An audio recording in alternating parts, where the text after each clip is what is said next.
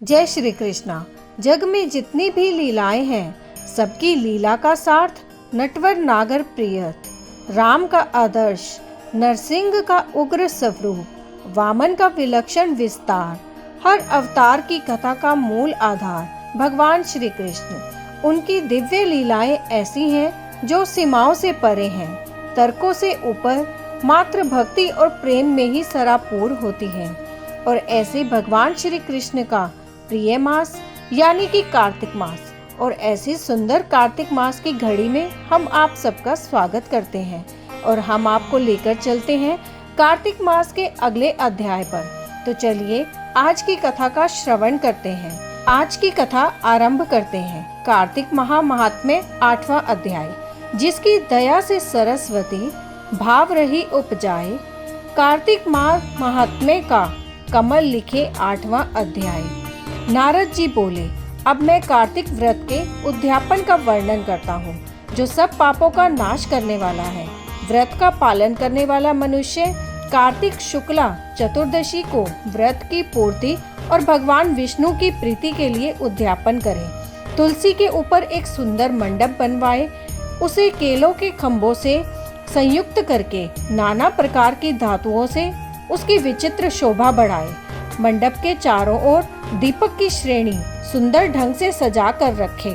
उस मंडप में सुंदर बंधनवारों से सुशोभित 4 दरवाजे बनवाए और उन्हें फूलों से तथा चंवर से सुसज्जित करें। द्वारों पर पृथक पृथक मिट्टी के द्वारपाल बनाकर उनकी पूजा करें। उनके नाम इस प्रकार हैं: जय विजय, चंड प्रचंड, नंद सुनंद, कुमुद और कुमुदाक्ष।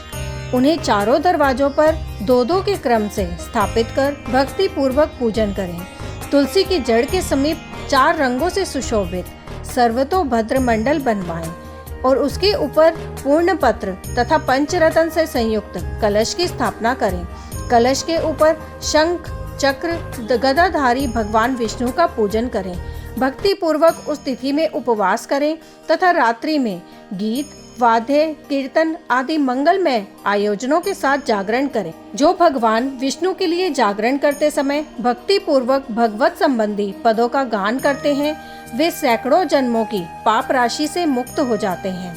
जो मनुष्य भगवान के निमित्त जागरण करके रात्रि भर भगवान का कीर्तन करते हैं, उनको असंख्य गौदान का फल मिलता है।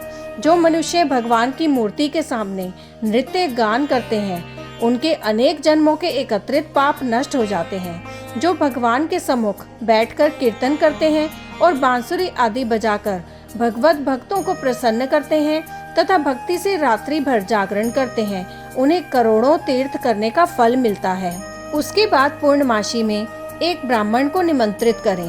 प्रातःकाल स्नान और देव पूजन करके वेदी पर अग्नि की स्थापना करें और भगवान की प्रीति के लिए तिल और खीर की आहुति दें।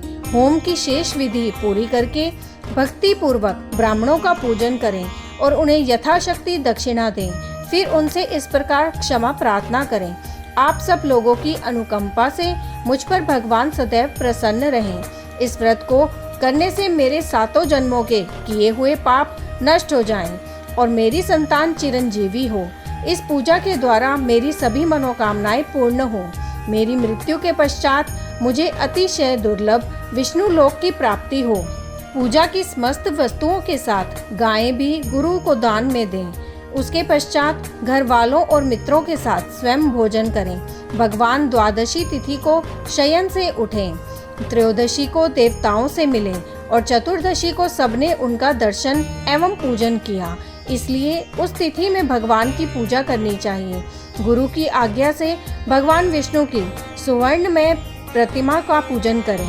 इस पूर्णिमा को पुष्कर तीर्थ की यात्रा श्रेष्ठ मानी गई है। कार्तिक माह में इस विधि का पालन करना चाहिए।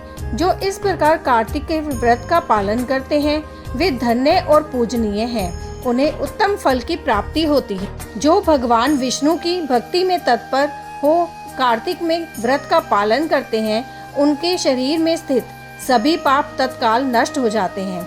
जो श्रद्धा पूर्वक कार्तिक के उद्यापन का महात्म्य सुनता है या सुनाता है, वह भगवान विष्णु का सायुज्य प्राप्त करता है। यही ये कथा समाप्त होती है। कार्तिक माह के अगले अध्याय को सुनने के लिए आपके अपने चैनल एस्ट्रो नॉलेज को सब्सक्राइब कर लीजिए, ताकि आने वाले वीडियोस के नोटिफिकेशन आपको मिल सकें।